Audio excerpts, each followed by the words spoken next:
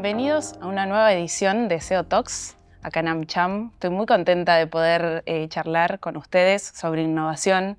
Son tres especialistas, tres grandes, y me interesa muchísimo poder hablar con ustedes, así que muy bienvenidos. Y abro un poco la charla con esta pregunta: ¿cuáles son los desafíos que tiene Argentina en esta industria que no solamente es tecnológica, sino que se desborda a todas las industrias y a todos los sectores productivos? Contame si querés. Bueno, comienzo yo y creo que le voy a tirar el centro a Sofía. Porque la industria hoy en día está avanzando, bueno, la tecnología está avanzando a pasos agigantados. Yo creo que el gran desafío, más allá de acomodar el marco económico que tiene Argentina y vamos por ese camino, es los recursos humanos. El tema de recursos humanos, por lo menos cada vez que nosotros interactuamos con nuestros clientes, es muy difícil encontrar perfiles adecuados en ciertas verticales. Hoy en día se habla mucho de, cuando hablamos de tecnología, temas de seguridad, temas de inteligencia artificial y es algo que tiene una demanda enorme en todas las industrias. Y yo creo que para el corto, mediano plazo es uno de los grandes desafíos para poder alcanzar a hacer catch-up y de alguna manera seguir el ritmo de la evolución tecnológica. Claro que es un boom en el mundo, pero también acá en Argentina. El mercado interno demanda todo eso también, ¿no? Exactamente. Yo creo que en otros años teníamos un desafío adicional, que era muchos de nuestros talentos trabajaban hacia el exterior. Hoy en día creo que eso empezó a balancearse. Esos talentos volvieron a quizás a trabajar a empresas locales, pero yo creo que la demanda sigue siendo muy superior a la oferta que hay. Entonces estamos, de alguna manera, el gran desafío es poder fomentar y generar esos perfiles digitales que hoy en día estaba pidiendo la industria, ¿no? Sofi, ¿vos qué pensás? ¿Cómo hacemos para que haya más oferta? A ver, yo creo que tenemos que empezar a pensar en que estos perfiles antes tal vez estaban, digamos, más limitados a un espacio que tenía que ver con un departamento de IT o una compañía tecnológica o inclusive, digamos, una compañía como la nuestra que presta servicios que tienen que ver específicamente con la transformación tecnológica. Hoy van a estar en cualquier ámbito de la cadena de valor de cualquier compañía. Totalmente. Porque esta transformación no la vimos nunca y no la vimos con esta velocidad.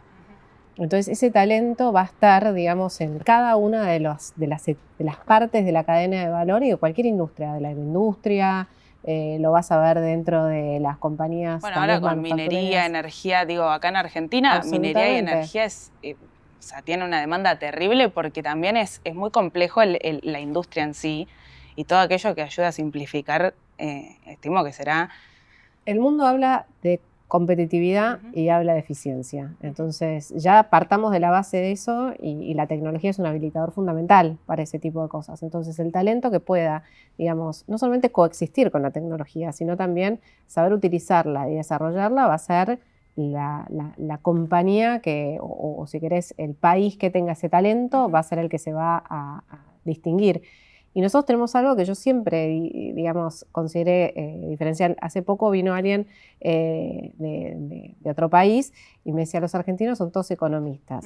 Yo creo que el producto de nuestro contexto y producto de alguna manera de nuestra historia, tenemos una gran capacidad de resiliencia y conocimientos que tenemos informalmente o formalmente que nos permiten abordar las incertidumbres que tiene este mundo, o los problemas no resueltos o los cambios de contexto tan abruptos muchísimo mejor. Entonces creo que tenemos esos dos valores, ¿no? El valor técnico por un lado, claro, y el valor también, digamos... La capacidad de adaptación, la habilidad, decirse. Exactamente. Esas habilidades que son, digamos, de nuevo, blandas, si querés. Claro. Y Roberto, desde el lado de la educación, ¿cómo hacemos para fomentar también más perfiles, más carreras? Hay un tema interesante cuando los escucho porque ellos tienen el sesgo tal vez propio de la tecnología dura, ¿no? Cuando hablamos de innovación, innovación es una palabra enorme. Digo, Starbucks fue una innovación, ¿de acuerdo? El ChatGPT es una innovación. Digo, y hay innovaciones que tienen menos componente tecnológica. Claro. Y ahí por ahí los cuellos de botella argentinos se sienten menos, porque tiene que ver con la creatividad. Lo decía Sofía, Secretaría del Argentino, somos buenos en eso, digo, es nuestro fuerte. Tenemos un montón de debilidades, sobre todo cuando hay que escalar negocios, pero es nuestro fuerte. Donde veo y coincido totalmente mucho más cuellos de botellas es en lo que tiene que ver con tecnología que apunta a la ciencia. Entonces, estos días hemos escuchado en los diarios lo que ya todos sabemos, cómo hemos deteriorado nuestro sistema educativo, cómo nuestros jóvenes vienen con mucha peor formación matemática, sobre todo matemática. Y cuando vos hablas de AI, estás hablando de algoritmos, cuando hablas de algoritmos, estás hablando de matemática. Digo, matemática es lo primero, lo segundo y lo tercero, después hablemos de lo demás. Entonces, ahí el país tiene cuellos de botella, que por ahí en el pasado lo sentíamos menos, porque el cuello de botella estaba y todavía está muy marcado por un sistema regulatorio perverso, sistema impositivo perverso, y una macroeconomía infumable donde no nos permitía ver.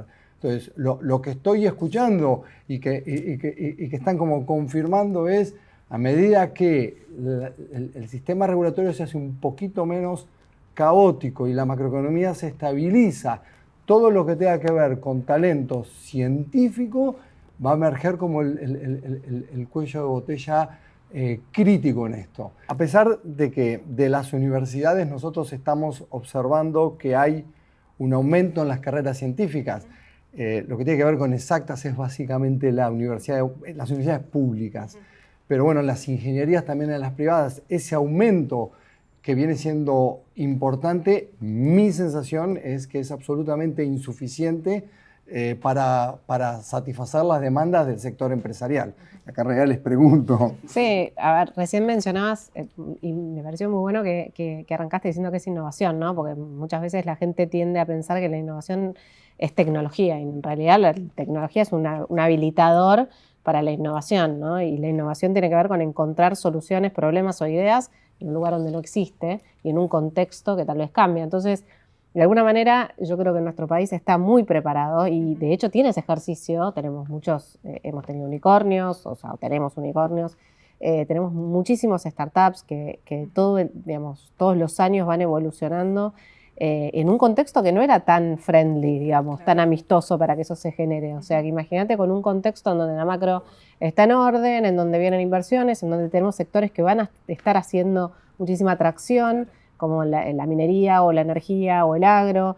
O sea, el contexto que está dado para nuestro país está bueno. Y coincido con esto de que si va a ser suficiente o no va a ser suficiente. Creo que también se da lugar a otro tipo de debate que tiene que ver con la capacitación mucho más elige tu propia aventura, en donde están surgiendo estas tendencias en donde tal vez alguien que estudió una carrera que nada tiene que ver, se especializa o se empieza a desarrollar en algo que está más vinculado con la tecnología o con un área en la que quiere innovar. Entonces, creo que estamos en un momento súper interesante de la educación en particular, ¿no?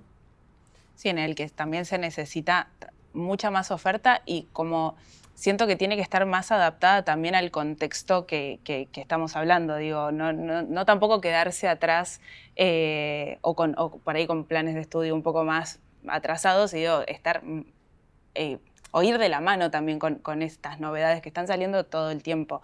Yo lo que quería preguntar es, ¿cómo hacemos para que esa innovación que tal vez sale en, no sé, por ahí las empresas más grandes o no, puede ser que no, pero digo, ¿cómo se diversifican esas soluciones de las que hablabas vos recién, Sofi? Digo, hoy, no sé, creas la solución para un problema específico de la industria minera. Bueno, ¿cómo haces para que eso sea también aplicable a más jugadores, a más actores? ¿Cómo se llega a ese lugar? Digo, a diversificar esas soluciones y que no sea solo una cuestión de un grupo de personas y que lleguen, o sea, a startups, a pymes, a pequeños comercios, que les puede cambiar un poco la situación, el negocio. ¿Querés contestar? Sí, yo desde el punto de vista de una empresa como la nuestra, que generamos esas tecnologías, es a través de la difusión. Obviamente nosotros tenemos no solamente nosotros mismos, sino que todo nuestro ecosistema de canales, tratando de ir acompañando las diferentes industrias para entender sus dolores, sus desafíos y ver cómo la tecnología puede eficientizar. Y de alguna manera empezás a interactuar con modelos replicables, ¿no? algo que quizás fue muy exitoso en una industria, en una empresa, independientemente de su porte, cómo eso lo podés trasladar y replicar en otro tipo de jugadores. Y eso es algo que lo hacemos en la diaria. El problema, nuevamente, muchas veces termina siendo la ejecución. Es buenísimo, yo puedo mostrar un modelo replicable, pero voy a necesitar el talento para que pueda ejecutar ese modelo replicable. A veces las entidades educativas me pueden alimentar de ese talento y otras veces no. Me parece que ahí es donde, particularmente quizás el sector privado, comienza a hacer ese desarrollo de ese oficio o de ese perfil que lamentablemente no está siendo formado o no es suficiente a través de los canales. Oficia como educador también. Correcto, porque muchas veces te basás en las entidades educativas públicas, privadas, pero a veces no es suficiente. Bueno, de alguna manera tenés que pasar a ser formador también. Y de alguna manera, desde el punto de vista privado también, colaboramos en ese sentido, ¿no? Dando entrenamientos, capacitaciones. Nuevamente, son capacitaciones que no pasan a reemplazar un título universitario, académico, pero de alguna manera generan un oficio. Y ese oficio, al menos, da lugar a poder cubrir una necesidad puntual de diferentes industrias. El otro día lo había escuchado en el AmCham Summit de muchas empresas cómo de alguna manera entrenaban a su personal. ¿A su personal a qué? A su personal de alguna manera a convertirse. ¿Por qué? Porque la tecnología te lleva a convertirse. Porque si te quedás, perdés eficiencia, ¿no? Un poco lo que comentaba también Sofía anteriormente. Hay que hacerlo constantemente, ¿no? Todo el tiempo, sí. Nosotros en Argentina somos 14.500 aproximadamente colaboradores que están repartidos en todo el país. Y nosotros hemos hecho un programa de todo el mundo, digamos, tuvo entrenamientos, trabaja en temas relacionados con inteligencia artificial, ya sea para poder generarla, para utilizarla, lo hemos aplicado nosotros mismos, de hecho. Así como, digamos, es la inteligencia artificial, han sido, digamos, otras tendencias o otros, digamos, sucesos que han requerido que nuestros propios colaboradores tengan que transformar. Es parte del valor que la organización le aporta a cada uno, ¿no? Digamos, el capacitarlo continuamente y no solamente capacitarlo, sino darle las herramientas y las habilidades para poder desarrollarlo, si es que tenga que desarrollarlo. Yo creo, y por eso decía que esto va, digamos, on top de la universidad, obviamente, que tiene que ver con la velocidad de la evolución. La velocidad de la evolución es tal que no es importante tal vez aprender la tecnología.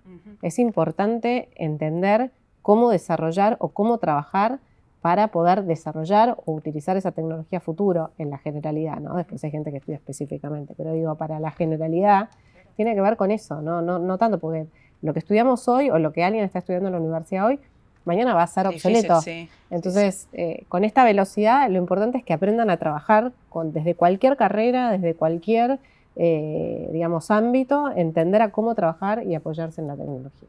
Hay una frase que escuché por ahí que decía, la innovación es hoy algo, pero terrible, loquísimo, pero mañana ya es un commodity. Digo, no es que es algo que vos hoy innovás y mañana sigue siendo lo mismo y la tecnología no cambia. De hecho, lo vemos con ChatGPT, lo vemos con la inteligencia artificial, y hablando de eso les quería preguntar, ¿cómo lo ven ustedes, siendo referentes de la industria? ¿Qué piensan acerca de la inteligencia artificial y esa dicotomía como, bueno, es una gran herramienta, pero también está el miedo de, bueno, nos reemplaza, no nos reemplaza, nos ayuda?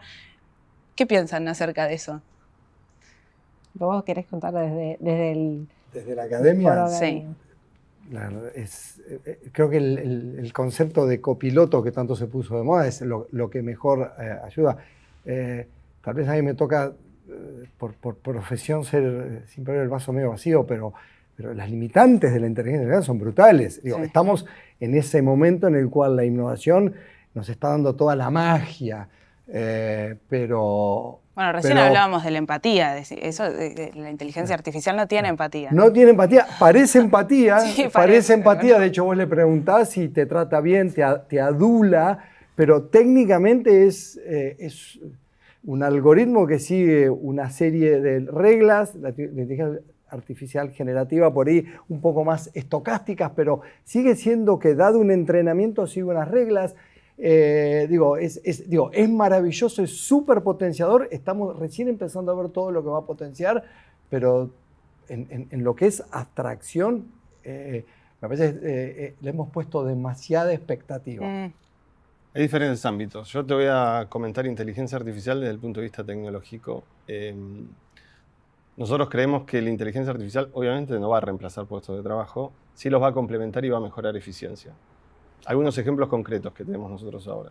Algo del mundo digital es la exposición que hay a vulnerabilidades, ¿no? Y la seguridad, la ciberseguridad. Hay tantos eventos cada vez que estamos conectados, si no nos damos cuenta de lo que es vulnerabilidad, que tenemos que poner ojos a monitorear esos eventos. Es imposible. Algo humano sería imposible. No puedo poner un montón de gente a ver todas las particularidades porque tengo que ver miles y millones de datos que algunos pueden ser maliciosos, otros no. Bueno, ahí me ayuda la inteligencia artificial. Es ahí donde el poder de la inteligencia artificial puede absorber procesos que hoy en día un humano no podría. Miles de humanos no podrían. Entonces es algo que nos mejora y nos eficientiza de alguna manera el funcionar de una empresa, de una industria, de un proceso. Entonces, lo que tenemos que asegurarnos es eso, es focalizarnos en la inteligencia artificial para eficientizar, de alguna manera, todo lo que estamos haciendo en las diferentes industrias. Hacia ahí apuntamos, hacia ahí estamos ganando nosotros muchos adeptos y de alguna manera también estamos ganando resultados. Creo que la inteligencia artificial a veces se maneja mal, se piensa mal. ¿Cuáles son esos resultados? ¿En qué es mejor el hombre que la inteligencia artificial, además de...? ¿En qué es mejor el hombre? Bueno, muchas veces en determinar pasos o caminos a seguir, ¿no? A veces necesitas, puede ver por temas de idiosincrasia, de cultura, que todavía la inteligencia artificial no aprendió, ¿no? ¿Nos va a llegar a eso? Posiblemente sí. Pero hay ciertos aspectos de la vida que la inteligencia artificial lamentablemente no los cubre. Y no los va a cubrir tampoco, ¿no? Ya que, a ver, la humanidad es irreemplazable, y no desde un aspecto romántico, digamos. Nosotros como seres humanos vamos también evolucionando y creo que, de nuevo, la inteligencia artificial no solamente no nos va a reemplazar, pero sí va a generar brechas, ¿no? Digamos, yo creo que va a generar una gran brecha entre aquellos que sepan utilizarla y aquellos que no. Aquellos que no sepan utilizarlo o que no se potencien con el uso de esa inteligencia artificial probablemente van a quedar rezagados respecto al resto. Y esto implica que la mayor parte de las compañías, hablando desde el lado empresario, van a tener que transformarse. Y no es apoyar inteligencia artificial sobre lo que yo ya hago, sino tiene que ver con repensar absolutamente todo e innovar. Entonces la innovación dentro de la compañía es lo que va a generar la diferencia entre aquellos que van a ser exitosos y aquellos que no van a ser exitosos. ¿Y desde tu lado ves ciertas resistencias a implementar esta innovación, nuevos procesos, dejar de lado, porque por ahí hay que dejar de lado procesos que funcionaron toda la vida y que hoy hasta se vuelven más eficientes, se hacen en menos tiempo, son menos costosos? Digo, ¿hay gente que se resiste a implementar todo esto? Yo creo que cuando y no tiene que ver con cualquier innovación o cualquier cambio que vos introduzcas en una compañía, siempre va a tener resistencia, porque somos humanos y estamos acostumbrados y pensamos que es la mejor forma de hacer las cosas, ¿no? Entonces, digo, la resistencia al cambio es normal, siempre. Y sobre todo, de nuevo, cuando hay innovaciones que son tan significativas, bueno, de alguna manera es lógico que haya esa resistencia. Ahora, se trabaja con las compañías muy cerca como para entender los beneficios y también lo que nosotros llamamos el desarrollo de la AI responsable, ¿no? Hablo de la AI como un aspecto de innovación. Hay un millón de otros, ¿no? Pero digo, hablemos de los agentes y de inteligencia artificial. Lo que nosotros llamamos responsable AI tiene que ver con la responsabilidad del uso de la herramienta. Y esto tiene que ver con varios aspectos. Uno es cuál es el impacto que genera dentro de la organización y que genera en el entorno y que genera en la sociedad. ¿Cuál es la veracidad? Porque la inteligencia artificial va aprendiendo y puede ir aprendiendo de elementos o datos que son erróneos, ¿no? Entonces, la veracidad de los datos para poder, digamos, ejecutar lo que tenga que ejecutar en forma, digamos, legal, no solamente, digamos, legal, digamos, sino también ética. Claro. Que no tenga sesgos. Que no tenga, digamos, tratar de que de alguna manera darle toda esa contención para desarrollarla de la mejor forma. Y eso es algo que está bajo debate continuo, ¿no? Porque en la innovación y en la rapidez muchas veces hay aspectos que se pierden en el medio. Entonces, creo que el gran desafío va a ser, digamos, que esa inteligencia artificial haya aprendido, haya manejado o maneje los datos que sean reales y no alucine, que también es otro aspecto que Puede muchas pasar, veces se Surgió la escucha, alucinación. que son sí. alucinaciones. Trata de contestarte y a veces te contesta algo que inventó, sobre todo la IA generativa, ¿no? Y decís, ¿de dónde lo inventó? Pero bueno, usó un montón de elementos que no eran veraces. Entonces, ese si querés, la importancia de tener todo esto. Y por otro lado, muchas compañías hacen pilotos y los pilotos escalarlos es muy difícil si no tenés una metodología para hacerlo, si no tenés, primero, digamos, el soporte, el governance, si no tenés, digamos, la estructura para permitirte escalarlo. Pero por otro lado, también en algunos casos genera muchas vulnerabilidades de seguridad, por ejemplo, de ciberseguridad, o algo que al final queda meramente en un reemplazo de algo transaccionable, pero no agrega verdadero valor. Es parte de, yo creo, del camino de evolución. Y déjame, me quedé pensando inclusive atando esto que están diciendo con tu pregunta anterior, porque ellos dos pertenecen a empresas muy importantes a nivel global y con un montón de recursos. ¿Cómo pasa esto a las pymes? ¿Cómo derrama, que era tu pregunta anterior? Entonces, al menos dos palabras me vienen. Generalmente el derramamiento muchas veces viene por personas que se mueven. Entonces, la misma rotación de personal es un mecanismo de difusión de ideas. Y el otro tema que uno nunca tiene que subestimar, y ahí podemos trabajar, tiene que ver con los ecosistemas. O sea, cuando yo tengo lugares, espacios, ¿no? Y creo que lo hablo desde la universidad, donde vos tenés la universidad, tenés eventualmente un parque tecnológico, donde tenés lugares de encuentro, esos lugares cumplen un rol esencial y eso nos podemos plantear mucho más, porque estos ecosistemas inclusive pueden ser hasta potenciados por las organizaciones grandes, que aparte son ganadores, porque cuando... A ver, estamos viendo ahora también cómo las empresas grandes generan e impulsan, pero muchas de las innovaciones de las empresas grandes vienen de las pequeñas, al revés. Y para eso es sumamente importante tener entornos que incentiven el emprendedurismo y la experimentación de esas empresas pequeñas. Y ahí también tenemos bastante para mejorar como nación. Bueno, para cerrar les quería preguntar a cada uno de ustedes desde el sector en el que trabajan, ¿cuáles serían por ahí 3 conceptos o 3 ideas en las que debería avanzar Argentina como país, como Estado, en este sentido, digo, para promover este sector, esta industria que además creció muchísimo, desde 2023 creció 15% la industria de los servicios relacionados con el conocimiento. Entonces digo, ¿qué falta para que eso sea aún más grande? Desde tu lugar como una empresa de tecnología, ¿qué 3 conceptos se pueden agregar? Bueno, marco regulatorio y economía para fomentar las inversiones, creo que eso es crítico. Después, bueno, lo que veníamos hablando antes, el tema de tener el talento y los profesionales para poder ejecutar esta innovación. Y después no tener miedo, porque después tenemos que salir al mundo a ser competitivos, y es lo que venimos hablando ahora. Para ser competitivos, la tecnología pasa a jugar un papel preponderante, y los que no son, vamos a decirlo, los que no adoptan tecnología, ya sea inteligencia artificial o cualquier otro tipo de tecnología, pierden eficiencia. Entonces no hay que tener miedo y hay que ir de lleno a la innovación y a lo que viene.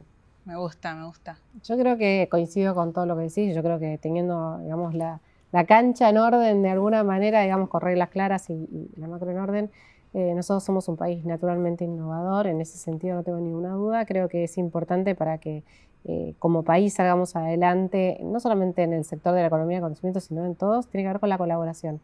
La colaboración nos da velocidad, la colaboración y o sea, no solamente la competencia, ¿no? Pero también la colaboración. Hoy estamos viendo modelos comerciales completamente distintos, ¿no? Donde inclusive competidores se asocian para poder llevar adelante algo que genera un beneficio para ambos o inclusive para un sector en particular. Entonces creo que un aspecto tiene que ver con la colaboración y obviamente a nosotros nos preocupa el contar con el stock de talento que de nuevo vamos a necesitar en todos los ámbitos para desarrollar nuestro país. Así que ahí se lo dejo.